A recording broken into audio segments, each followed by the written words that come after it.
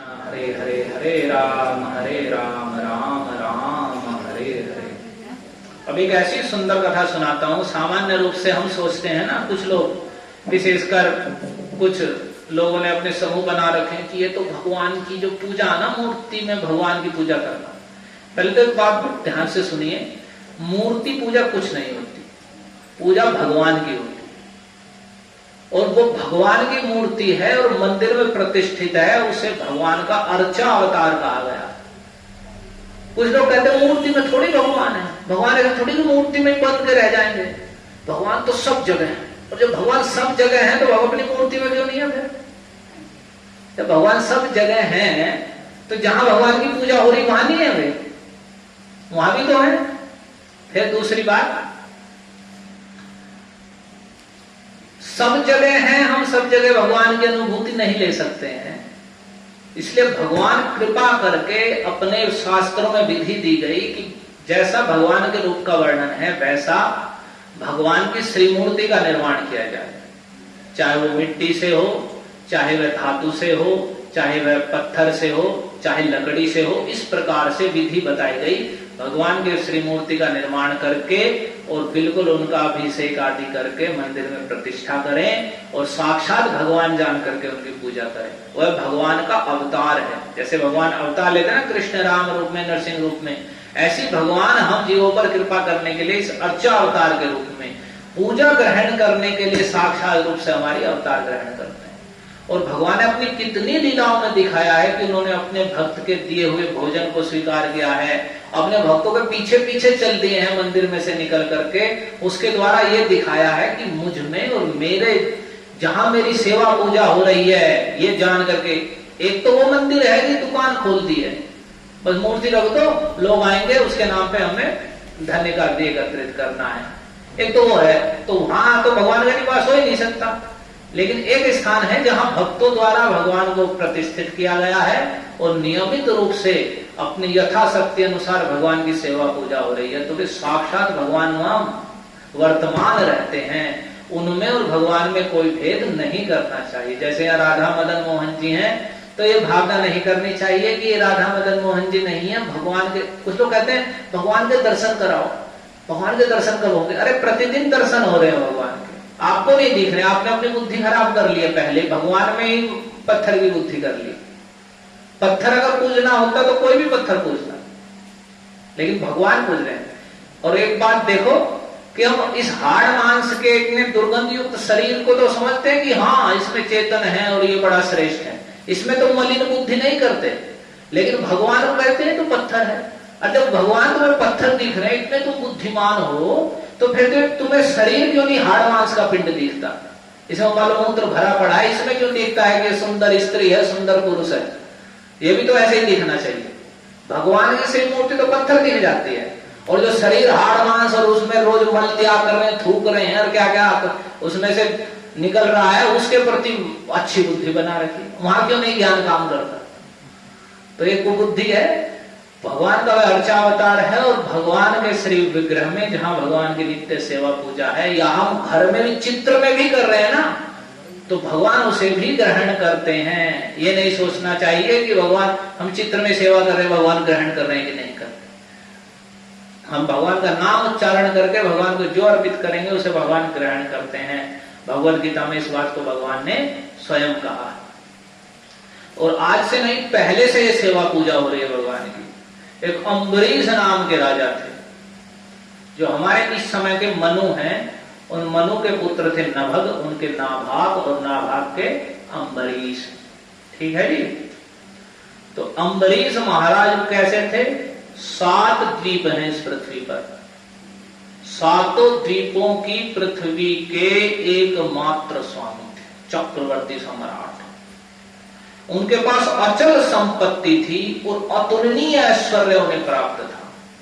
उन्हें वे सब वस्तुएं साधारण रूप से प्राप्त थी जो मनुष्य के लिए अत्यंत दुर्लभ हैं।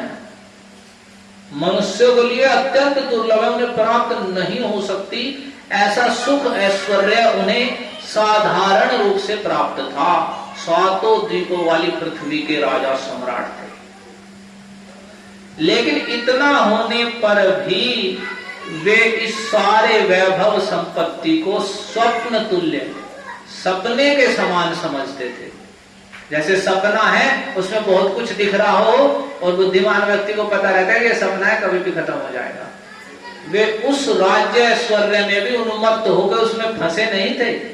वे सदैव सपने जैसी बुद्धि रखते थे कि जैसे सपना है, आज ये दिख रहा है, हो सकता है कल को समाप्त हो जाए। इस प्रकार से किसी भी वस्तु में कोई आसक्ति नहीं थी। और क्यों? क्योंकि वे जानते थे कि मनुष्य धन और वैभव में आसक्ति करके घोर नरक में गिरता है। ये केवल 4 दिन की चांदनी है, इसका दीपक तो बुझा बुझाया है। ये 4 दिन की चांदनी और फिर अंधेरी रात, ऐसा ही है ठीक कि खूब धन ऐश्वर्य दिख रहा है और उसमें आदमी इतना उन्मत्त हो जाता है, उल्टे सीधे कर्म भी कर लेता है और वह समाप्त हो जाता है, मृत्यु को प्राप्त हो जाता है, सब खत्म। तो इसलिए उन्होंने उसमें कोई आसक्ति नहीं की, बल्कि उन्होंने भगवान श्री कृष्ण में और उनके प्रेमी साधुओं में अपना प्रेम उत्पन्न किया। उनका भगवान श्री कृष्ण से और उनके प्रेमी भक्त साधुओं से बड़ा प्रेम था। और उस प्रेम के प्राप्त हो जाने पर सारा विश्व और जितनी विश्व में संपत्ति है सब मिट्टी के ढेले के समान हो जाती है। यदि किसी का भगवान के प्रति, कृष्ण के प्रति प्रेम और भगवान के भक्त साधुओं में प्रेम हो जाए तो उसके लिए संसार का सारी संपत्ति वैभव मिट्टी के ढेले के समान हो जाती है, कुछ वैल्यू नहीं रहती। तो उन्होंने किस प्रकार से इसे प्राप्त किया था? इतने बड़े राजा, इतना ऐश्वर्य, और करते क्या थे? अरे ध्यान से सुनिए क्या करते थे। लोग सोचते हैं पूजा पाठ ना, हम तो पैसे वाले हैं, हमको तो बहुत धन है, हमें क्या आवश्यकता मंदिर में जाने की, हमें कोई जरूरत ही नहीं है, जिस जरूरत हो जाएगा। ऐसी ऐसी बातें करते हैं लोग। और यहाँ क्या, ये पूरी पृथ्वी के सम्राट क्या काम करते हैं?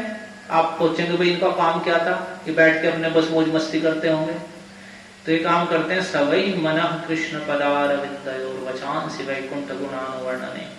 उन्होंने अपने मन को भगवान श्री कृष्ण के चरण कमलों में लगा दिया।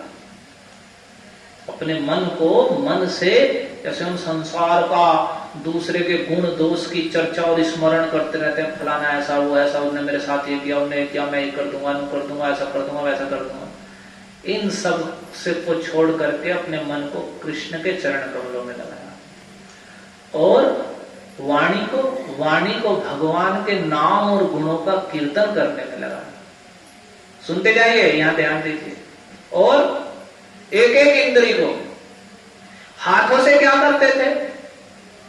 उनके राजमहल नौकर चाकर साफ करते हैं और वे अपने दोनों हाथों से भगवान के मंदिर में मार्जन करते थे। अपने हाथों से पोछा लगाना, सफाई करना भगवान के मंदिर में।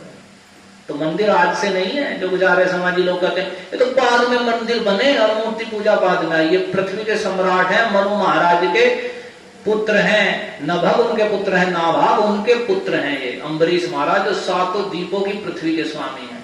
और उस समय भगवान के मंदिर का वे स्वयं हाथों से झाड़ू लगा करके, पोछा लगा के मार्जन करते थे। तो मंदिर में झाड़ू पोछा करना ऐसा नहीं है कि आरती करना तो बड़ी सेवा है और मंदिर में हम साफ सफाई करें, झाड़ू पोछा करें, वो कुछ छोटी सेवा नहीं। जितनी भी सेवा बराबर है और भगवान को बराबर रूप से प्रसन्न करने वाली है। जो जितने सच्चे हृदय से भगवान की जो भी सेवा करता है वहीं से भगवान को प्रसन्न कर लेता है। तो उन्होंने भगवान हरि के मंदिर मार्जन में अपने हाथों को लगाया।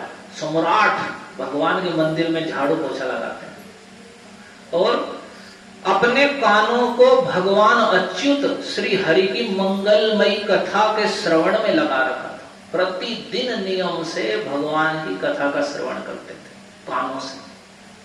वे गाने नहीं सुनते थे, टीवी नहीं देखते थे, दूसरे शेर शायरी बुलाने वालों को सुनकर कानों से नहीं सुनते थे। कानों से भगवान के भक्त साधु महात्माओं के संग में भगवान की कथा का श्रवण करते थे। कैसी कथा? मंगलमयी, जो सारा मंगल करने वाली है। और फिर नेत्र, अपने नेत्रों को उन्होंने भगवान मुकुंद के श्रीमूर्ति और मंदिरों के दर्शन में लगा दिया। नेत्रों से क्या करना? भगवान के श्री मूर्ति के मंदिर में जाकर के दर्शन करना, भगवान के धाम तीर्थों में भगवान की लीला स्थलियों के दर्शन करना, अपने नेत्रों को इसमें लगाना। और अपने अंग को, अपने शरीर का स्पर्श का सुख होता है ना, व्यक्ति स्पर्श करना चाहते हैं कि सुंदर बेड, कोमल तकिए हों, या परस्पर स्त्री पुरुष को स्पर्श करके सुखी होना चाहते हैं, लेकिन उन्होंने अपने अंग को, अपने शरीर को भगवान के भक्तों के चरण कमल आदि का स्पर्श करने में लगाया। स्पर्श को यानी स्पर्श इंद्रिय को भगवान के भक्तों के शरीर के स्पर्श में लगाया। अपनी नासिका को भगवान के चरण, नासिका किस लिए? सेंट सूंघने के लिए नहीं, भगवान के चरणों पर चढ़ी हुई श्रीमती तुलसी की दिव्य गंध में लगाया। भगवान के चरणों में जो अर्पित तुलसी है उसकी गंध सूंघने में उन्होंने अपनी नाक को लगाया। और जीभ को बहुत तरीके के पकवान आइटम खाने में, अरे नहीं, उन्होंने अपनी जीभ को भगवान को प्रति अर्पित जो नैवेद्य प्रसाद है, भगवान का प्रसाद ग्रहण करने में, भगवान के प्रसाद का रस लेने में अपनी रसना जिह्वा को लगाया। और पैरों से क्या करते थे? तो अम्बरीश महाराज पैर से पैदल चल करके भगवान के धाम और क्षेत्र आदि की यात्रा करते रहते थे। मंदिर में जाते तो पालकी और उसमें बैठकर नहीं, पैदल जाके भगवान के दर्शन करने जाते थे। और तीर्थ में दर्शन आदि करने जाते तो अपने पैरों से चल चल के भगवान के धाम में परिक्रमा करना, दर्शन करना, इस प्रकार से अपने पैरों को उन्होंने भगवान के क्षेत्र आदि की यात्रा करने में ही लगाए रखते थे। और सिर राज मुकुट धरने के लिए नहीं, उन्होंने अपने सिर को भगवान श्री कृष्ण के चरण कमलों की वंदना करने में लगा दिया। भगवान के चरण कमलों को नमस्कार करने में उन्होंने अपने सिर को लगा रखा। कि सिर का लाभ क्या है? तो भगवान को नमस्कार करना। सिरो हृषिकेश पदाभिवंदने। और इतना सब कुछ राजा अम्बरीश ने माला, चंदन आदि भोग सामग्री को भगवान की सेवा में अर्पित कर दिया था। जो भी ऐश्वर्य भोग उन्हें प्राप्त था, माला, चंदन आदि, वे सब कुछ उत्तम से उत्तम सामग्री को भगवान को अर्पित करते थे। सुंदर माला भगवान के लिए स्वयं सेवा करते थे। ये नहीं पुजारी जी लगा रखे हैं, राजा जी आ रहे हैं दर्शन करने के लिए, नहीं, स्वयं सेवा करते थे अम्बरीश महाराज। और आगे इसमें आएगा, उनकी पत्नी जो उनके ही समानशील स्वभाव की थी, वो भी उनके साथ वैसे ही सेवा करती थी। कौन है जो सातों द्वीपों की पृथ्वी के स्वामी हैं? वे ऐसे भगवान की सेवा करते हैं, क्योंकि उन्हें पता है कि भगवान है मंदिर में साक्षात, और इनकी ब्रह्मा और शंकर खड़े होकर के इनके सामने स्तुति करते हैं, और हमारी क्या औकात है। लेकिन हम तुच्छ तुच्छ लोग इतने घमंड में रहते हैं, क्या पूछो। भगवान के सामने सिर झुका के नमस्कार करने में भी हमें बड़ा जोर पड़ता रहे, क्या कर रहे हैं। तो इस प्रकार से, और उनकी इच्छा किस लिए इतना सब कर रहे थे वे? तो कह रहे हैं भोगों को भोगने की इच्छा से नहीं, वे सब इसलिए कर रहे थे कि जिससे उन्हें भगवान का वह प्रेम प्राप्त हो जाए जो केवल भगवान, पवित्र कीर्ति भगवान श्री कृष्ण के निज जनों में ही निवास करता है। जो भगवान के अपने निजी जन है, निजी व्यक्ति हैं, केवल उन्हें ही भगवान अपना प्रेम भक्ति प्रदान करते हैं। उसी प्रेम को प्राप्त करने के लिए उन्होंने अपनी सारी इंद्रियों को, सब कुछ को कृष्ण की सेवा में लगा रखा था कि भगवान का प्रेम, वह मुझे प्रेम प्राप्त हो, जो भगवान के केवल जो निजी अंतरंग लोग हैं उन्हें प्राप्त होता है। बाहर से तो जो पूजा पाठ करता है भगवान, जो अभिलाषा रखता है, उसे वो चीज दे देते हैं। कृष्ण यदि छूटे भक्त भुक्ति मुक्ति दिया, कभू भक्ति ना दिखे न राखे न लुकाई। यदि कोई कृष्ण का भजन करता है और यही कामना करता है मुझे ये प्राप्त हो जाए, पैसा आ जाए, भगवान नो हो जाए, नो हो जाए, नो हो जाए, ये हो जाए, वो हो जाए, तो कह रहे भगवान उसे ही दे करके अपना पीछा छुड़ा लेते हैं कि भाई तू आ रहा है, रोज मंदिर में आ रहा है, माला जप रहा है, चल तेरी जो अभिलाषा ले। कभू भक्ति ना दिले न राखे न लुकाइयो। अपनी प्रेममय आनंदमय भक्ति कभी नहीं देते हैं सस्ते में, उसे तो राखे न लुकाइया, लुका के रखते हैं। उसे तो जो निजी जन है, अम्बरीश महाराज जैसे, जो सारा अहंकार छोड़ के केवल भगवान प्रसन्न हो इस अभिलाषा से भगवान को भजते हैं, उन पर प्रसन्न होकर के भगवान अपना प्रेम प्रदान करते हैं। क्यों रुका के रखते हैं? क्योंकि वो प्रेम भगवान को वशीभूत बना देता है। जो हमने पहला श्लोक बोला, आगे सुनेंगे उसे। उस प्रेम के वशीभूत होकर के भगवान अपने भक्त के दास भी बन जाते हैं। तो भगवान दास ऐसे किस किसके बन जाएंगे? जो सारी अभिलाषाएं छोड़ देगा और भगवान का दास हो जाएगा, तो भगवान उसे अपना प्रेम प्रदान करके उसके दास भी बन जाते हैं। और जो केवल यही कि ये हो जाए, वो हो जाए, ऐसा हो जाए, वहां से धन बरस जाए, उनके से भी बरस जाए, ऊपर से भी नीचे से भी ऐसा हो जाए, वैसा हो जा, तो भगवान कहे ठीक है, ऐसा ही कर ले, उतने में ही रहते। और संसार में कुछ भी प्राप्त कर लो, सब नश्वर है। इसलिए बुद्धिमान व्यक्ति घाटे का सौदा नहीं करते, वे भगवान से भगवान को ही मांग लेते। तो जब भगवान रहेंगे तो कुछ अभाव ही नहीं है, सब अपने आप परिपूर्ण रहेगा। तो इस प्रकार से उन्होंने अपने सारे कर्म भगवान के चरण कमलों में अर्पित कर दिए और भगवान के भक्त ब्राह्मणों की आज्ञा के अनुसार वे पूरी पृथ्वी पर शासन करते थे। उन्होंने अनेक प्रकार के बड़े बड़े यज्ञ भी किए, जिसमें वशिष्ठ, असित और गौतम आदि बड़े बड़े आचार्यों के द्वारा, और बड़ी बड़ी दक्षिणाएं दी। अश्वमेध आदि यज्ञ करके भगवान यज्ञाधिपति श्री हरि की आराधना की थी।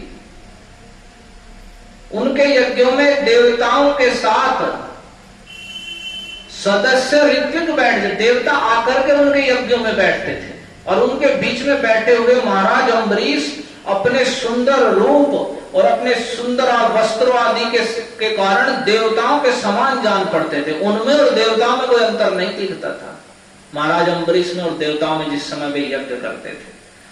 और उनकी प्रजा महात्माओं द्वारा गाए गए भगवान के, उनकी प्रजा का वर्णन सुनिए। उनकी प्रजा भगवान के भक्त महात्माओं द्वारा गाए गए भगवान के उत्तम चरित्रों का बड़े प्रेम से श्रवण करती थी और उनका गान करती थी। उनके इस प्रकार उनके राज्य के मनुष्य देवताओं के अत्यंत प्यारे स्वर्ग की भी इच्छा नहीं करते थे।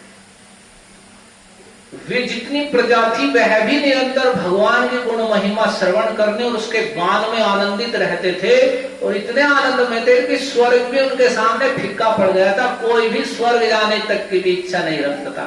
अरे स्वर्ग क्या है, स्वर्ग तो तुच्छ है।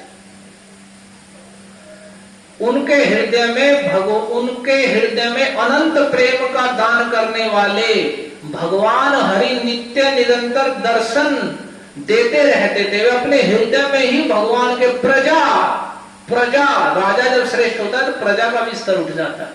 प्रजा अपने हृदय में सदैव भगवान हरि का दर्शन करती रहती थी, और इसलिए उन लोगों को वह भोग सामग्री, वह सुख ऐश्वर्य भी आकर्षित नहीं कर पाता था, जो बड़े बड़े सिद्धों को भी दुर्लभ है। जो बड़े बड़े सिद्ध महात्माओं, सिद्ध को भी दुर्लभ है, वह भी, इसे पंकज दुर्लभ, वह भी उन्हें आकर्षित नहीं कर पाता था। तो ऐसी तो प्रजा थी, तो इतना श्रेष्ठ। इससे आप बस कुल मिलाकर ये समझिए कि भगवान की भक्ति का सुख इतना श्रेष्ठ है कि स्वर्ग आदि भी उसके सामने तुच्छ पड़ जाते हैं। और भगवान की सेवा करना इतना, मतलब हमारा इतना बड़ा सौभाग्य है कि हमें भगवान की सेवा प्राप्त हो रही है, तो उसे बड़े आदर से करना चाहिए। देखो अम्बरीश महाराज जो संपूर्ण पृथ्वी के सम्राट हैं, वे कैसे स्वयं भगवान की सेवा करते हैं। और यहां कह रहे हैं अम्बरीश महाराज की स्थिति ऐसी थी कि धीरे धीरे उन्होंने सब प्रकार की आसक्तियों का परित्याग कर दिया था। वे प्रजा का पालन भी इसलिए करते थे कि भगवान प्रसन्न हो। जब अच्छे से लोग धर्म का पालन करके भगवान की भक्ति करेंगे, अच्छा राजा होगा तो भगवान उस पर प्रसन्न होंगे, इसीलिए वे प्रजा का पालन करते थे। उन्हें राजा बनने के, किसी को धौंस दिखाना, शासन फैलने का कोई इच्छा नहीं थी। और उनका दृढ़ निश्चय था, उनके मन में निश्चय हो गया था कि जितने घर, स्त्री, पुत्र, भाई, बंधु, हाथी, रथ, घोड़े, सेना, रत्न, आभूषण, अस्त्र शस्त्र, ये सब के सब असत्य हैं, सब के सब नश्वर हैं, सदा रहने वाले नहीं हैं। उनकी अनन्य प्रेममयी भक्ति से भगवान प्रसन्न हो गए। आप देखिए, हम छोटे छोटे चीजों पर अहंकार और घमंड में फूले रहते हैं, सातों द्वीपों वाली पृथ्वी का मालिक जो स्वामी है, वो व्यक्ति को कोई अभिमान नहीं, कोई आसक्ति नहीं, और सदा सर्वदा तन मन से अपनी एक एक इंद्री को, आंख नाक कान जीभ सबको जिसने भगवान की सेवा में लगा दिया, तो भगवान कितने प्रसन्न होंगे उसको। तो भगवान इतने प्रसन्न हो गए उनकी प्रेममयी भक्ति से कि उनकी रक्षा के लिए उन्होंने सुदर्शन चक्र को ही नियुक्त कर दिया। सुदर्शन चक्र को सेवक की भांति नियुक्त कर दिया कि तुम अम्बरीश की रक्षा करनी है सदा सर्वदा। तो वो सुदर्शन कैसा है? जो विरोधियों को भय देने वाला है और भगवान के भक्तों की रक्षा करने वाला है। उस सुदर्शन को भगवान ने अम्बरीश की सेवा में लगा दिया, इनकी रक्षा करनी है। अब क्या होता है कि महाराज अम्बरीश की पत्नी भी उनके समान ही धर्म का आचरण करने वाली, संसार से विरक्त और भक्ति परायणा थी। वो पत्नी भी वैसी थी, बिल्कुल भगवान की भक्ति में रत, संसार की कोई आसक्ति नहीं कि बहुत आभूषण या संसार आदि की वस्तुओं में बहुत आसक्ति में पड़ी हुई है, नहीं, धर्म का आचरण में तत्पर, संसार की वस्तुओं के प्रति विरक्त और भगवान की भक्ति में तत्पर। तो एक बार उन्होंने अपनी पत्नी के साथ भगवान श्री कृष्ण की आराधना करने के लिए द्वादशी प्रदान एकादशी व्रत करने का नियम ग्रहण किया कि जो भी द्वादशी प्रदान एकादशी है उसे पूरा निर्जल उपवास रखेंगे हर एकादशी का। तो जब उन्होंने ऐसा किया तो ये वर्ष भर तक उनका यहां नियम का वर्णन आया है। तो व्रत की समाप्ति होने पर कार्तिक के महीने में उन्होंने 3 रात का उपवास किया और एक दिन यमुना जी में स्नान करके मधुबन में भगवान श्री कृष्ण की पूजा की। सामान्य जगह व्रत करने की अपेक्षा भगवान के तीर्थ आदि में व्रत जब पूजा का अधिक महत्व होता है, इस भावना से उन्होंने मधुबन में, मधुबन जहां मथुरापुरी है वहां भगवान का निवास माना गया है, तो वहां उन्होंने यमुना जी में स्नान करके भगवान श्री कृष्ण की पूजा की और भगवान का बहुत बड़ा अभिषेक किया, महाअभिषेक किया उत्तम प्रकार की सामग्री से, और हृदय से तन्मय होकर के भगवान को वस्त्र, आभूषण, चंदन, माला, अर्घ्य आदि के द्वारा भगवान की पूजा की। और यद्यपि महाभाग्यवान ब्राह्मणों को इस पूजा की कोई आवश्यकता नहीं थी, स्वयं ही उनकी सारी कामनाएं पूर्ण हो चुकी थी, वे सिद्ध थे, तथापि राजा ने भक्ति भाव से उनका पूजन किया। भगवान की पूजा की भली भांति, और जो वहां भगवान के भक्त श्रेष्ठ ब्राह्मण थे उनकी भी वैसे दान आदि दे करके खूब उनकी भी पूजा की। तो यहाँ कह रहे हैं वे ब्राह्मण तो बड़े भाग्यवान थे, उन्हें कोई आवश्यकता नहीं थी पूजा की, उनकी सारी कामनाएं पूर्ण थी, वे सिद्ध थे सबके सब, लेकिन फिर भी भक्ति भाव से उन्होंने अम्बरीश महाराज ने उनकी पूजा की। तत्पश्चात पहले ब्राह्मणों को स्वादिष्ट और अत्यंत गुणकारी भोजन कराया और उन लोगों को 60 करोड़ गायें सुसज्जित करके सोने आदि के आभूषण पहना करके दान करी उन्होंने। कितनी? 60 करोड़ गायें। आप सोच सकते कि पहले लोग कितनी गाय पालन करते, गो पालन का कितना महत्व था। अभी तो एक गाय भी भार बन जा रही है लोगों पर, चाहे लाखों लाखों महीना कमा रहे, पर एक गाय का पालन उनके लिए ऐसे लग रहा है फांसी लगने जैसा, बस निकाल दो निकाल दो निकाल दो। और इसमें स्त्रियों की प्रधानता है, उन्हें तो बस अगर आजकल तो चलता है ना कि विवाह में पहले देखते हैं कि उसके घर में पशु बंधे हुए हैं, तो नहीं नहीं नहीं, नहीं। विवाह नहीं होगा, वहां कहीं को ऊपर उठाना पड़ेगा तो क्या होगा। दूध चाहिए सबको, पनीर भी चाहिए, मलाई भी चाहिए, रबड़ी भी चाहिए, लेकिन गाय का पालन क्यों कुछ करेंगे? और क्या वो आकाश से थोड़ी टपके। और भगवान को पालन करते हैं, और दुर्भाग्य का विषय है कि हमारी कैसे कुत्ता पाल लेंगे, कुत्ते को टोमी टोमी करेंगे, पैर पे बिठाएंगे, चूमेंगे, कोई समस्या नहीं है, भागेगा मुत्ते को उसे साफ करेंगे, लेकिन वो पालन नहीं करेंगे। कितनी कैसी कुबुद्धि हो गई है हमारी।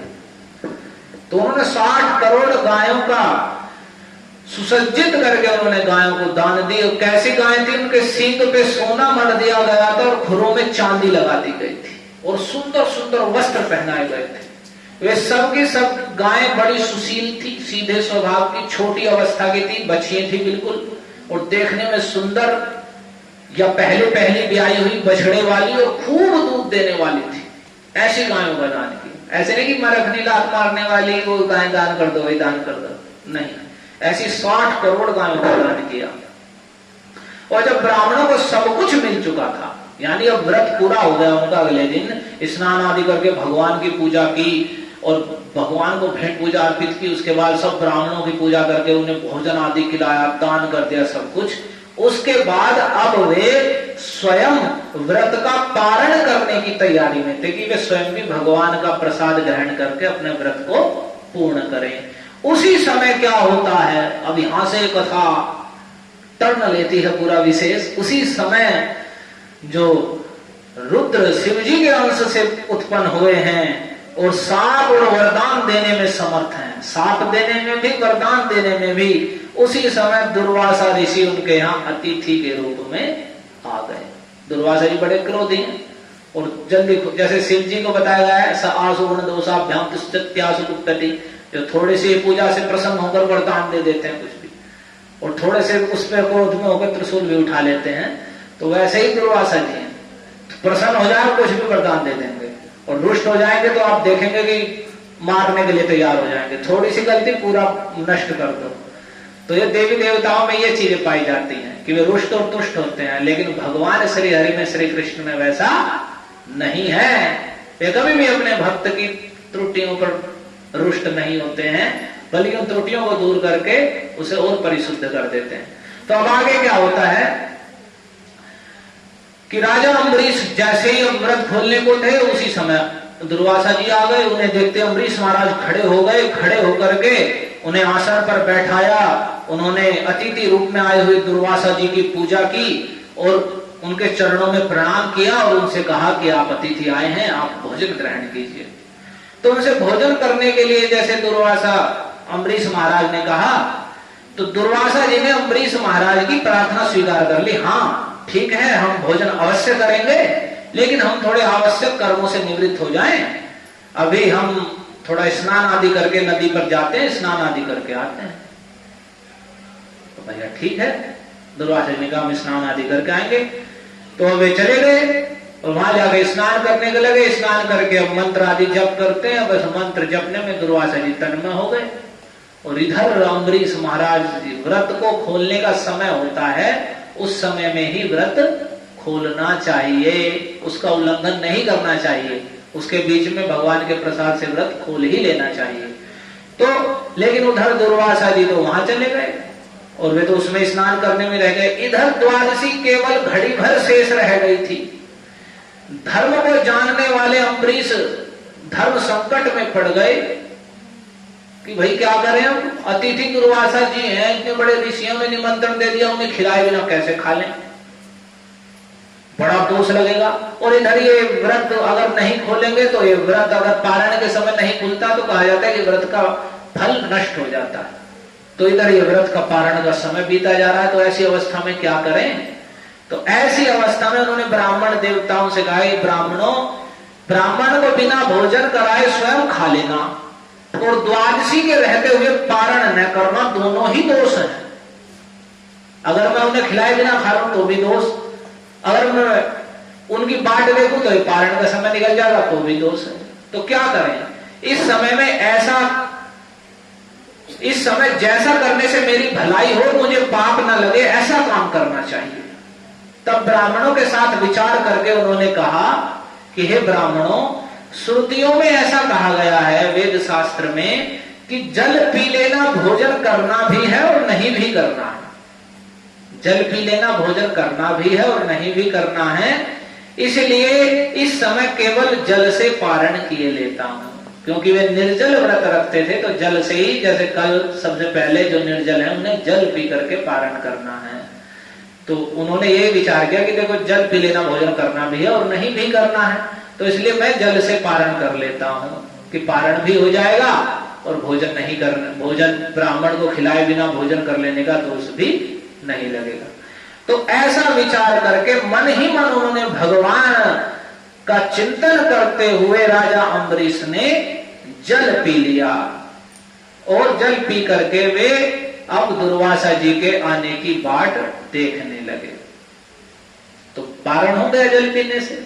अब इधर निश्चय दुर्वासा जी जब आवश्यक कर्मों से निवृत्त होकर यमुना जी के तट से लौट आए, तब राजा ने आगे बढ़कर उनका अभिनंदन किया, स्वागत किया। दुर्वासा जी तो बहुत बड़े ऋषि हैं, वे अम्बरीश महाराज को देखते ही समझ गए कि राजा ने पारण कर लिया है, इसने व्रत का पारण कर लिया।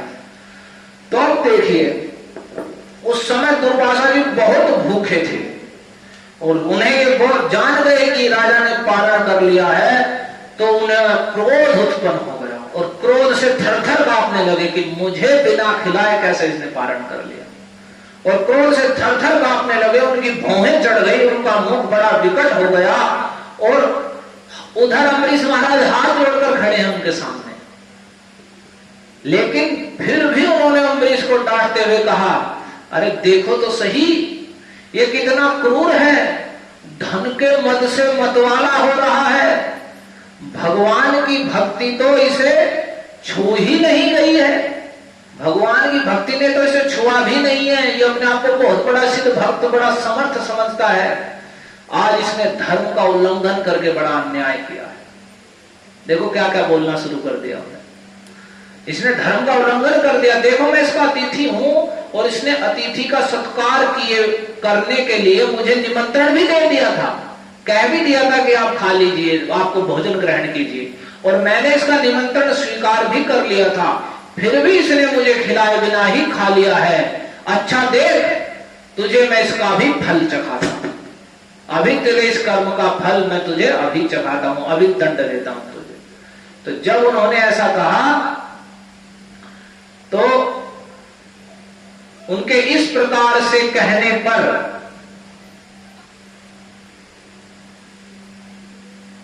अब अम्बरीश महाराज तो फिर भी हाथ जोड़कर खड़े हैं, जो इतने क्रोध में हो गए, इतने क्रोध में हो गए कि उन्होंने कहते कहते क्रोध से जल उठे और अपनी जटाएं थी, दुर्वासा जी की जटाएं हैं बड़ी बड़ी, तो अपनी जटा में से एक जटा उखाड़ी और अम्बरीश महाराज को मार डालने के लिए एक कृत्या, एक राक्षसी उत्पन्न कर दी। जटा उखाड़ करके जमीन पे पटकी कि अम्बरीश को मार डालने के लिए, देखो कोई बड़ा अपराध नहीं किया है और कुछ भी नहीं किया, केवल जल पिया उन्होंने, लेकिन इन्हें इतना क्रोध आ गया कि उन्होंने अपनी जटा उखाड़ करके उन्हें मारने के लिए कृत्या उत्पन्न कर दी। और वह कृत्या कैसी थी, वह प्रलय काल की अग्नि के समान दहक रही थी, जैसे प्रलय में अग्नि जलती है वैसी अग्नि के समान वो दहक रही थी। और वह आग के समान जान पड़ती हुई हाथ में तलवार लेकर के राजा अम्बरीश पर टूट पड़े। कैसी परिस्थिति है देखो, अम्बरीश महाराज हाथ जोड़कर खड़े हैं, वे अतिथि सेवा करना चाहते हैं, लेकिन दुर्वासा जी ने अपने क्रोध आया तो अपने ही उस जिसके यहाँ अतिथि बनकर आए हैं उसे वरदान क्या देंगे, पहले मारने के लिए कृत्य उत्पन्न कर दी। तो अग्नि के समान दहक रही थी और हाथ में तलवार लेकर के अम्बरीश महाराज को मारने के लिए उन पर टूट पड़ी। उस समय उसके पैरों की धमक से पृथ्वी कांप रही थी, इतनी भयानक कृत्या थी वह, उसके पैरों के चलने से पृथ्वी कंपित हो रही थी। लेकिन महाराज अम्बरीश उसको देखकर थोड़े से भी विचलित नहीं हुए, ज्यों के त्यों ही खड़े रहे। उन्होंने नहीं हमारे कृत्या की भाग लिया अम्बरीश महाराज, नहीं, जैसे खड़े थे बिल्कुल निर्भय होकर के वैसे के वैसे ही खड़े रहे, तनिक भी विचलित नहीं हुए, वे एक पग भी नहीं हटे, ज्यों के त्यों खड़े रहे। परम पुरुष परमात्मा भगवान श्री हरि ने अपने सेवक की रक्षा के लिए पहले से ही सुदर्शन चक्र को नियुक्त कर रखा था। तो जैसे ही सुदर्शन चक्र को नियुक्त कर रखा था, तो जैसे आग क्रोध से गुर्राते हुए सांप को भस्म कर देती है, कोई सांप बड़े क्रोध में फुंकार मार रहा हो और अग्नि आ जाए तो उसके सारी फुंकार नष्ट से जला करके राख कर देती है, वैसे ही सुदर्शन चक्र ने दुर्वासा जी की कृत्या को जला करके राख का ढेर बना दिया। क्षण भर में सुदर्शन ने उस कृत्या का ही, जो अग्नि के समान दहक रही थी, उस आग को ही जला दिया, उसका भी राख बना दिया। अब जब दुर्वासा जी ने देखा कि मेरी कृत्या तो जल रही है, और सुदर्शन से ही नहीं जलाया, पहले उसे जलाया और फिर दुर्वासा जी की ओर चलती है। और सुदर्शन पहले उनकी कृत्या को जलाया और चलते हुए सुदर्शन चक्र दुर्वासा जी की ओर जब चल दिए तो उन्होंने देखा कि मेरी कृत्या तो जल रही है और चक्र मेरी ओर आ रहा है, तो वे भयभीत हो गए और अपने प्राण बचाने के लिए वहां से भाग पड़े, भाग निकले दुर्वासा जी। अब जैसे ऊंची ऊंची लपटों वाला दावानल सांप के पीछे दौड़ता है, जैसे जंगल में आग लग जाती है, लपटें चलती हैं, तो सांप आगे आगे दौड़ता रहता है और पीछे पीछे लपटें भी चलती रहती हैं, तो वैसे ही दुर्वासा जी आगे आगे दौड़ रहे हैं और पीछे पीछे भगवान का चक्र दौड़ रहा है उनके पीछे। अब दुर्वासा जी दौड़ते दौड़ते उन्होंने देखा कि चक्र तो मेरे पीछे ही लग गया है, तो वे सुमेरु पर्वत की गुफा में प्रवेश करने के लिए उसकी ओर दौड़ पड़े। दुर्वासा जी दिशाओं में गए, आकाश में गए, पृथ्वी में, पृथ्वी के नीचे अतल वितल आदि लोकों में चले गए, समुद्र में चले गए, लोकपाल के यहाँ सुरक्षित लोकों में चले गए, स्वर्ग में गए, परंतु वे जहां जहां गए वहीं वहीं उन्होंने असह्य तेज वाले सुदर्शन चक्र को अपने पीछे लगा देखा। जहां जहां जिस लोक में, धरती में कोई जगह नहीं छोड़ी, कहीं भी जा सकते थे दुर्वासा जी, सिद्ध ऋषि हैं, जा सकते हैं कहीं भी, तो वे सब जगह गए, लेकिन पीछे देखा कि चलता हुआ सुदर्शन चक्र उनके पीछे ही आ रहा है। अब भागते भागते जब उन्हें कोई रक्षक नहीं मिला तो वे और भी डर गए। वे बड़े बड़े लोकपाल के अलग अलग लोकों में गए कि बोले मेरी रक्षा करो, सबने हाथ खड़े कर दिए, अब कोई रक्षा नहीं होगी, सुदर्शन भगवान का चक्र है, इसके सामने क्या टिक रहा है। जब उन्होंने देखा कि कोई रक्षा करने वाला नहीं तो और भी डर गए। फिर वे अपना त्राण ढूंढने के लिए देवताओं के शिरोमणि ब्रह्मा जी के पास गए और ब्रह्मा जी से बोले, ब्रह्मा जी आप स्वयंभू हैं, आप स्वयं ही कमल से प्रकट हुए हैं, तो आप बताइए भगवान के इस तेजोमय रक्ष से, भगवान अजित का ये चक्र है, इससे मेरी रक्षा कीजिए, रक्षा कीजिए। अब यह कथा बड़ी महत्वपूर्ण है, इसमें भगवान कौन है, परमेश्वर कौन है, ये भी आराम से ही पता चल जाता है। अब जब ब्रह्मा जी के पास गए तो ब्रह्मा जी ने कहा, देखो देखो, ब्रह्मा जी ने ये नहीं कहा उनसे कि मैं रक्षा कर सकता हूं कि नहीं कर सकता हूं। ब्रह्मा जी ने एक दो श्लोक बोले हैं, दो बातें कही हैं, उन्हें सुन लीजिए। ब्रह्मा जी ने कहा कि जब मेरी 2 परार्ध की आयु समाप्त हो जाती है ना, ब्रह्मा जी की आयु 2 परार्ध है, तो जब आयु समाप्त हो जाती है तो ये काल स्वरूप भगवान इस सारी सृष्टि लीला को समेटने लगेंगे और इस जगत को जलाना चाहेंगे। उस समय उनकी भौं टेढ़ी करने मात्र से यह सारा संसार और मेरा यह लोक सब लीन हो जाएगा, सब नष्ट हो जाएगा, पूरा संसार भी नष्ट हो जाएगा और यह भी लीन हो जाएगा। अब देखो क्या कह रहे हैं ब्रह्मा जी, मैं शंकर जी, दक्ष, भृगु आदि प्रजापति, बड़े बड़े भूतेश्वर, बड़े बड़े देवता, सब जिनके बनाए हुए नियमों में बंधे हुए हैं, उन्होंने नियम बना के हम लगा रखे, उनके नियमों में बंधकर हम काम करते हैं, और जिनकी आज्ञा सिर पर धारण करके हम लोग संसार का हित करते रहते हैं, संसार का हित करते हैं, उन भगवान का ये चक्र है। बस उन्होंने इतना कह दिया, ये चक्र है, उन्हें बता दिया हमारी स्थिति क्या है और जिसका ये चक्र है उसकी स्थिति क्या है।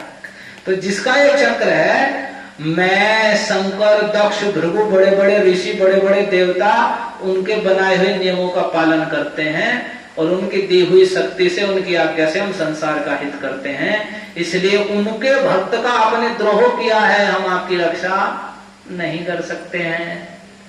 उनकी ये बात सुन करके उन्होंने कहा, अरे रे, जब ब्रह्मा जी ने इस प्रकार दुर्वासा जी को निराश कर दिया, तब भगवान के चक्र से जलते हुए संतप्त होकर वे कैलाशवासी शंकर की शरण में गए। अब जब शंकर जी की शरण में गए तो श्री रुद्र कहने लगे, हे दुर्वासा जी, आप सुनिए, जिन अनंत परमेश्वर में ब्रह्मा जैसे जीव और उनके उपाधिभूत कोष और इस ब्रह्मांड के समान ही अनेकों ब्रह्मांड समय पर पैदा होते हैं, ये ब्रह्मांड नहीं, अनेकों ब्रह्मांड और उनमें उत्पन्न रहने वाले ब्रह्मा आदि सब, जिनकी इच्छा से उत्पन्न होते हैं एक समय पर, और समय आने पर फिर उन सारे ब्रह्मांडों का पता भी नहीं चलता, जिनमें हमारे जैसे हजारों हजारों चक्कर काटते रहते हैं। यानी एक ब्रह्मांड जिसमें हमारे जैसे चक्कर काट रहे हैं इसी ब्रह्मांड में, इस ब्रह्मांड में और छोड़ नहीं पता। ऐसे ऐसे अनेकों ब्रह्मांड, अनंत ब्रह्मांड जिनसे प्रकट होते हैं और वे कब फिर समाप्त हो जाते हैं पता भी नहीं चलता। उन प्रभु के संबंध में हम कुछ भी करने की सामर्थ्य नहीं रखते। उनका ये सुदर्शन चक्र है, इसमें हम कर क्या सकते हैं? हम तो उनके एक ब्रह्मांड में चक्कर काट रहे हैं, उनके अनेक ब्रह्मांड, अनेकों ब्रह्मांड उत्पन्न होते हैं, तो उन प्रभु के संबंध में हम कुछ भी नहीं कर सकते हैं।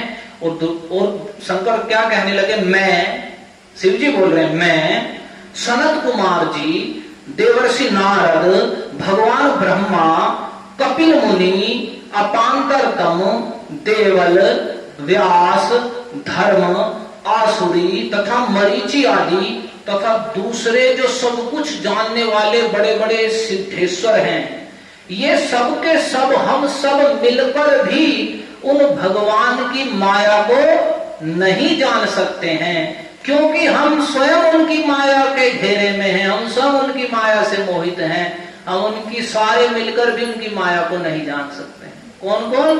ब्रह्मा, शंकर, नारद, कपिल, सनत कुमार, धर्म, मरीचि आदि जितने बड़े बड़े सब कुछ जानने वाले सिद्धेश्वर हैं, जो और सब कुछ जानते हैं, करें हम उनकी माया को नहीं जानते, भगवान श्री हरि की माया को, क्योंकि हम सब उनकी माया के ही घेरे में, उनकी माया से ही घिरे हुए हैं।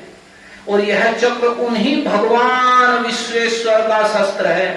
यह हम लोगों के लिए असह्य है, हम इसे सहन नहीं कर सकते। इसलिए तुम्हें मैं एक सलाह दे देता हूं, जिसका चक्र है तुम उन्हीं की शरण में जाओ, वे ही तुम्हारा मंगल कर सकते हैं। और दुर्वासा जी ने देखा भाई अब कहीं बात नहीं बनी, सब जगह घूम लिए, सोचा ब्रह्मा जी कर लेंगे, शंकर जी कर लेंगे, अब जब इनसे नहीं बन रही तो अब कहां बनेगी। और वो कह दिया, देखो शिव जी ने कह दिया भाई जिसका चक्र है वहीं जाओ, हमारे बस की बात नहीं। अब उसके बाद वहां से भी निराश होगा दुर्वासा जी भगवान के परम धाम वैकुंठ में गए, जहां लक्ष्मीपति भगवान लक्ष्मी जी के साथ निवास करते हैं। और जब वहां पर गए तो दुर्वासा जी भगवान के चक्र की आग से जल रहे थे, वे कांपते हुए भगवान के चरणों में गिर पड़े और उन्होंने कहा, हे अच्युत, हे अनंत, आप संतों के एकमात्र वांछनीय हैं। हे प्रभु, आप पूरे विश्व को जीवन देने वाले हैं, मैं अपराधी हूं, आप मेरी रक्षा कीजिए, रक्षा कीजिए भगवान। आपका परम प्रभाव न जानने के कारण मैंने आपके प्यारे भक्त का अपराध किया है। प्रभु आप मुझे उससे बचा लीजिए। आपके तो नाम का उच्चारण करने से नरक का जीव भी मुक्त हो जाता है। देखो भगवान के नाम की महिमा दुर्वासा जी बोल रहे हैं, अब याद आ रही है ना भगवान के नाम की महिमा। जब नहीं याद आई, जब अम्बरीश महाराज देखिए भगवान का नाम जपता है, इसके प्रति क्रोध ना करो, लेकिन अब याद आ गई है उन्हें। तो कह रहे भगवान आपका तो नाम उच्चारण करने से नार की जीव भी मुक्त हो जाता है, मैं आपकी महिमा नहीं जान पाया, मैंने आपके भक्त का अपराध कर दिया, आप मुझे बचाइए, उस अपराध से बचाइए। तो भगवान ने क्या कहा? भगवान ने एकदम क्या कहा जो आपने सबसे पहले श्लोक बोला था, श्री भगवान उवाच।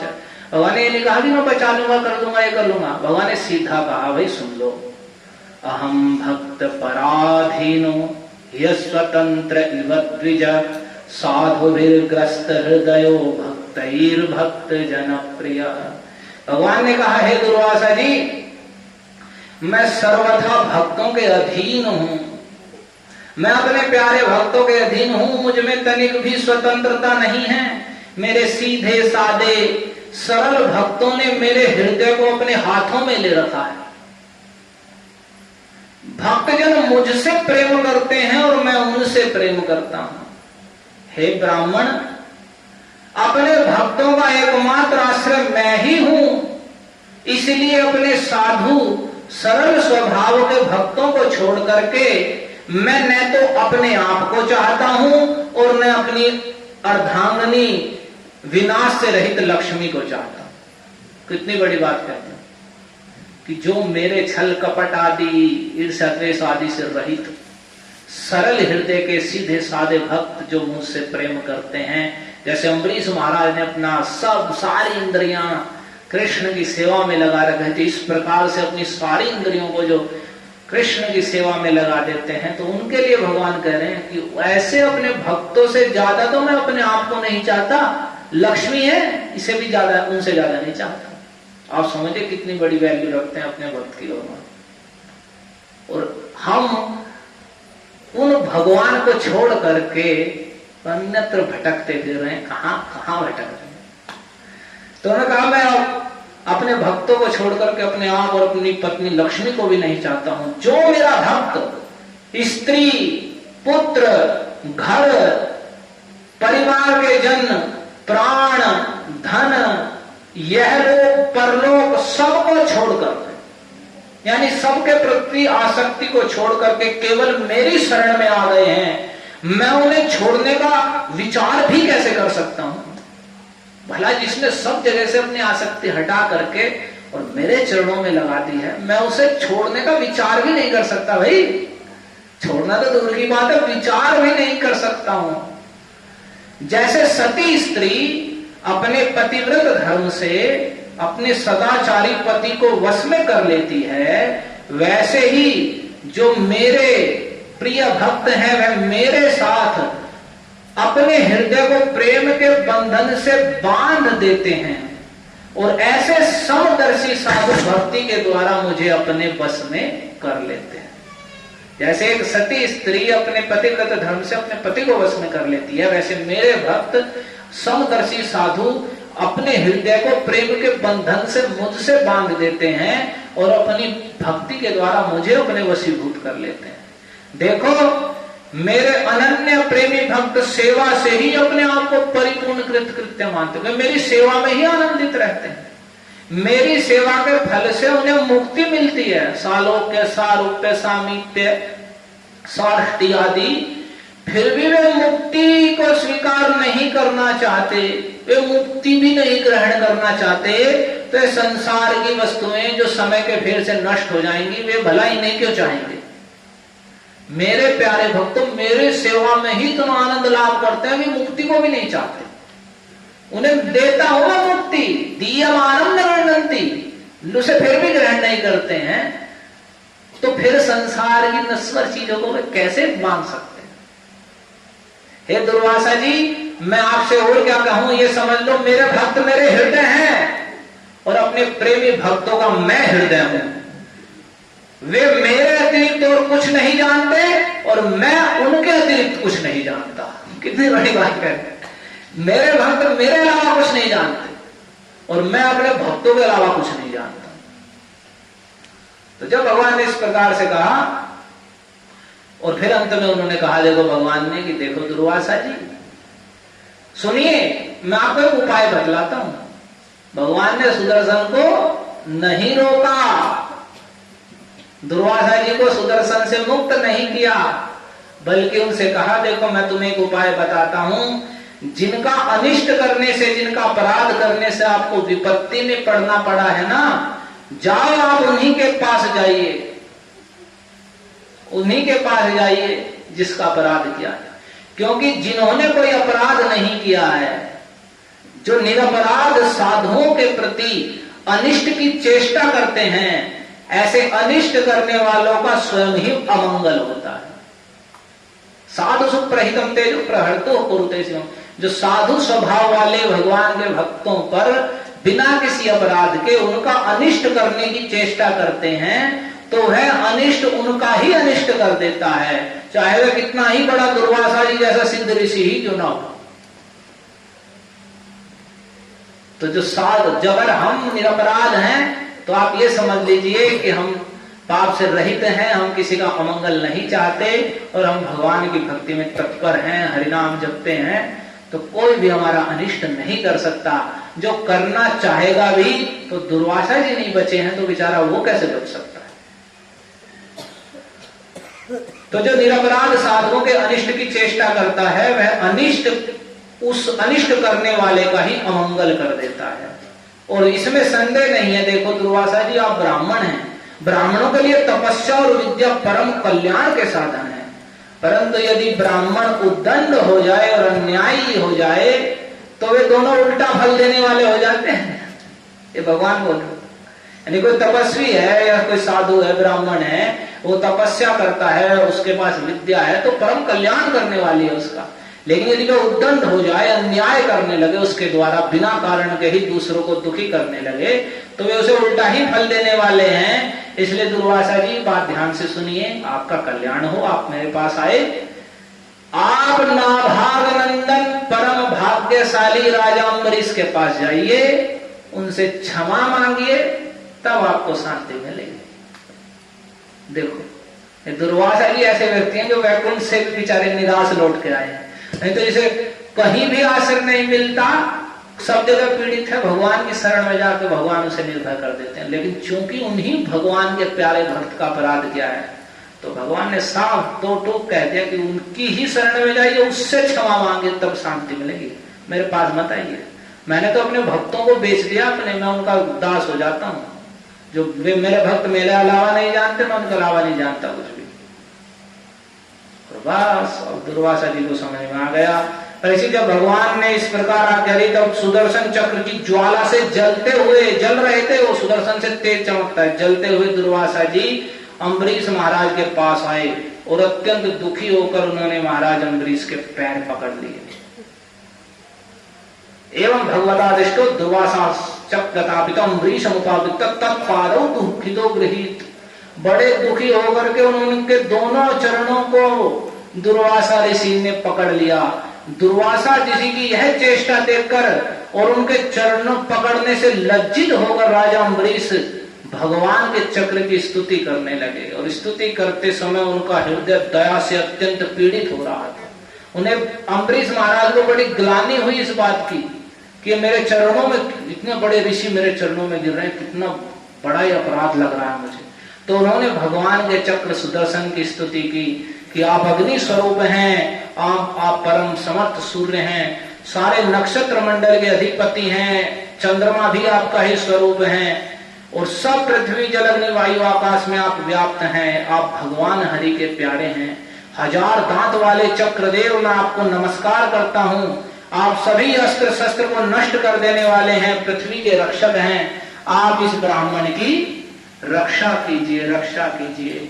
तो इस प्रकार से उन्होंने कहा कि आप धर्म की मर्यादा के रक्षक हैं, और जो अधर्म का आचरण करने वाले असुर हैं, हे सुदर्शन चक्र, आप उनको जला देने वाली अग्नि हैं। आप तीनों लोकों के रक्षक हैं, विशुद्ध तेजोमय हैं, आपकी गति मन के वेग के समान है। देखो कितनी बड़ी बात है, भगवान के चक्र की गति कैसी है, मन के वेग के समान। ये नहीं है कि अगर हमारी रक्षा करनी है, भगवान को सुदर्शन को आने में टाइम लग जाएगा। वो मन की गति से चलते, जैसे हम मन में सोचते हैं ना, सोचेंगे और पहुंच जाते हैं कहीं भी, तो वैसे ही इतनी देर में सुदर्शन कहीं भी जा सकते हैं।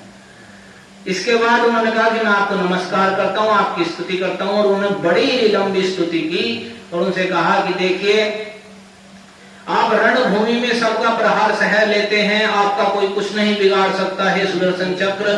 गदाधारी भगवान श्री हरि ने दुष्टों के नाश के लिए ही आपको नियुक्त किया है। आप कृपा करके हमारे कुल के भाग्योदय के लिए दुर्वासा जी का कल्याण कीजिए, हमारे ऊपर यह महान अनुग्रह होगा। यदि मैंने, कितनी बड़ी बात कह दी अम्बरीश महाराज ने, यदि मैंने कुछ भी दान किया हो, यज्ञ किया हो, तपस्या की हो और धर्म का पालन किया हो, और यदि हमारे वंश के लोग ब्राह्मणों को अपना आराध्य देव समझते हो, भगवान के भक्तों को अपना आराध्य देव समझते रहे हो, तो दुर्वासा जी की जलन मिट जाए। यानी कह रहे मैंने कुछ भी, जो भी दान किया है, सब कुछ किया है, कह रहे यदि मैंने समस्त प्राणियों के आत्मा के रूप में भगवान को ही देखा है, और यदि भगवान मुझ पर प्रसन्न हो, तो दुर्वासा जी की हृदय की सारी जलन मिट जाए, दुर्वासा जी सारे दुख से, इस जलन से मुक्त हो जाए। इतनी बड़ी जब उन्होंने इस प्रकार से सुदर्शन की स्तुति की, जब राजा अम्बरीश, तो उनकी स्तुति, उनकी प्रार्थना से सुदर्शन चक्र शांत हो गए। जब दुर्वासा जी चक्र की आग से मुक्त हो गए, उनका चित्त स्वस्थ हो गया, शांत हो गया, तब वे राजा अम्बरीश को अनेक अनेक उत्तम आशीर्वाद देने लगे और उनकी प्रशंसा करते हुए कहने लगे कि अहो अनंत दासानां महत्वं दृष्टमद्य मे कृतागसोऽपि यद्राजन् मंगलानि समीहसे। दुर्वासा जी कहते हैं, देख धन्य है, आज मैंने भगवान के प्रेमी भक्तों की महिमा को देखा। किस प्रकार से देखा? एक तो कैसे उनका अपराध करके कैसे कष्ट भोगना पड़ जाता है, और फिर वे भक्त कितने श्रेष्ठ होते हैं कि देखो राजन, मैंने आपका अपराध किया, फिर भी आप मेरे मंगल की ही कामना कर रहे हैं। वास्तव में भगवान के भक्त कितने श्रेष्ठ होते हैं। इससे बड़ा क्या अपराध होगा कि उन्होंने मारने के लिए राक्षसी उत्पन्न कर दी थी, कृत्या उत्पन्न कर दी थी, लेकिन फिर भी अम्बरीश महाराज को कोई क्रोध नहीं है, फिर भी उनके मंगल के लिए प्रार्थना कर रहे हैं। देखो फिर वे कह रहे हैं, जिन्होंने भक्त वत्सल भगवान श्री हरि के चरण कमलों को दृढ़ प्रेम के भाव से पकड़ लिया है, उन साधु पुरुषों के लिए कौन सा कार्य कठिन है? कोई कार्य कठिन नहीं है उनके लिए। जिनका हृदय उदार है, वे महात्मा भला किस वस्तु का परित्याग नहीं कर सकते। जिनके मंगलमय नामों के श्रवण मात्र से, जिन भगवान के मंगलमय नामों का सुनने मात्र से जीव निर्मल हो जाता है, फिर जो व्यक्ति उन भगवान तीर्थपाद, जिनके चरणों में सारे तीर्थ निवास करते हैं, उन भगवान के चरण कमलों का जो दास है, भला उसके लिए क्या कर्तव्य शेष रह जाता है? उसके लिए क्या करना शेष रह गया? जब उनका नाम सुनने से ही परम मंगल हो जाता है, व्यक्ति निर्मल हो जाता है, फिर जो निरंतर उन भगवान के नाम का जप करता, उनकी सेवा करता, उनका दास हो गया है, उसके लिए क्या कर्तव्य शेष रह गया है? इसलिए अम्बरीश महाराज, आपका हृदय करुणा से परिपूर्ण है, आपने मेरे ऊपर बड़ी कृपा की है, आपने मेरे अपराध को बुला करके मेरे प्राणों की रक्षा की है। अब यहां देखिए, एक बड़ी बात सुनिए, 5 मिनट में बंद करेंगे। परीक्षित महाराज ने कहा कि जब से दुर्वासा जी भागे थे, तब से अब तक अम्बरीश महाराज ने भोजन नहीं किया था। वे उनके लौटने की बाट देख रहे थे। अब उन्होंने दुर्वासा जी को चरण पकड़ लिए और उन्हें प्रसन्न करके विधि पूर्वक भोजन कराया। जब से दुर्वासा जी गए थे, जब से आए थे। और आज आगे वर्णन है कि सुदर्शन चक्र से भयभीत होकर दुर्वासा जी भागे थे, और जब वे लौट कर आए, इतने में 1 वर्ष का समय बीत गया था। 1 साल तक भागना पड़ा था दुर्वासा जी। लेकिन अम्बरीश महाराज, इतने समय तक अम्बरीश महाराज ने भोजन नहीं किया था कि दुर्वासा जी आएंगे। उन्हें पता था यहीं जाना पड़ेगा, उन्हें तो पता था कहीं भी घूम जाए, आना उन्हें यहीं पड़ेगा, और उसके बाद उन्होंने उनको भोजन करा के ही भोजन खाएंगे। तो इतने वे गलती के ही रहे, उन्होंने भोजन नहीं किया कि दुर्वासा जी को खिलाकर ही खाएंगे। तो जब वहां से आए, दुर्वासा जी आए, उसके बाद उन्हें विधि पूर्वक भोजन कराया, और भोजन करा करके जब दुर्वासा जी तृप्त हो गए, तो उन्होंने कहा, राजन अब आप भी भोजन कीजिए। अम्बरीश महाराज, आप भगवान के प्रेमी भक्त हैं, आपका दर्शन करने से, स्पर्श करने से, आपसे बातचीत करने से और मन को भगवान की ओर प्रवृत्त कराने वाले आपके अतिथि सत्कार से मैं अत्यंत प्रसन्न और अनुग्रहित हुआ हूं। स्वर्ग की देवांगनाएं बार बार आपके इस उज्जवल चरित्र का गान करेंगी, और यह पृथ्वी भी आपकी पुण्यमय कीर्ति का संकीर्तन करती रहेगी। अब दुर्वासा जी ने आशीर्वाद दिया कि स्वर्ग की देवियां आपके इस उज्जवल चरित्र का गान करेंगी, आपकी महिमा का गान करेंगे, और यह पृथ्वी भी आपकी इस पुण्यमय कीर्ति का सदा संकीर्तन करती रहेगी, आपकी महिमा गान करती रहेगी। श्री सुखदेव जी कहते हैं, दुर्वासा जी ने बहुत संतुष्ट होकर महाराज अम्बरीश के गुणों की प्रशंसा की, और उनसे अनुमति लेकर वे आकाश मार्ग से ब्रह्म लोक की यात्रा की, जो केवल निष्काम कर्म से ही प्राप्त होता है। जब तक सुदर्शन चक्र से भयभीत होकर दुर्वासा जी भागे थे, तब से लौटकर आने तक 1 वर्ष का समय बीत गया। इतने दिनों तक राजा अम्बरीश उनके दर्शन की आकांक्षा से केवल जल पीकर ही रहे। जब दुर्वासा जी चले गए, तब उनके भोजन से के बाद अत्यंत पवित्र अन्न का उन्होंने भोजन किया। अपने कारण दुर्वासा जी का दुख में पड़ना और फिर अपनी ही प्रार्थना से उनका छूटना, इन दोनों बातों को उन्होंने अपने द्वारा होने पर भी भगवान की ही महिमा समझा। इससे उनके हृदय में ये नहीं अहंकार आ गया अम्बरीश महाराज के देखो मैं कितना बड़ा भक्त हूं, देखो मेरे सामने दुर्वासा जी को भी चरणों में लौटना पड़ेगा। नहीं, इतना होने पर भी उन्होंने इसे भगवान की ही महिमा समझा कि जो भी कुछ है भगवान की महिमा है। आज मेरी कुछ महिमा है तो भगवान के कारण है, ऐसा उन्होंने समझा। और महाराज अम्बरीश के ऐसे अनेकों गुण हैं, अपने अपने कर्मों के द्वारा वे पर ब्रह्म परमात्मा श्री भगवान कृष्ण में भक्ति भाव की अभिवृद्धि करते रहते थे। उनके भक्ति भाव के प्रभाव से उन्होंने ब्रह्म लोक तक के समस्त भोगों को नरक के समान समझा। उन्होंने भगवान की भक्ति के सामने ब्रह्मा जी के लोक तक का जो सुख है वह भी उनके लिए नरक के जैसा ही जान दिखाई दिया। इतना श्रेष्ठ भगवान की भक्ति का सुख है, आप समझ सकते हैं कि ब्रह्मा के लोक ब्रह्म लोक का सुख भी उनके लिए उन्हें लगा कि जैसे नरक है वैसे भी एक लोक ही है जो भगवान से विमुख रखने वाला है। वास्तव में जीवात्मा का नित्य आनंद तो कृष्ण की नित्य सेवा में ही है।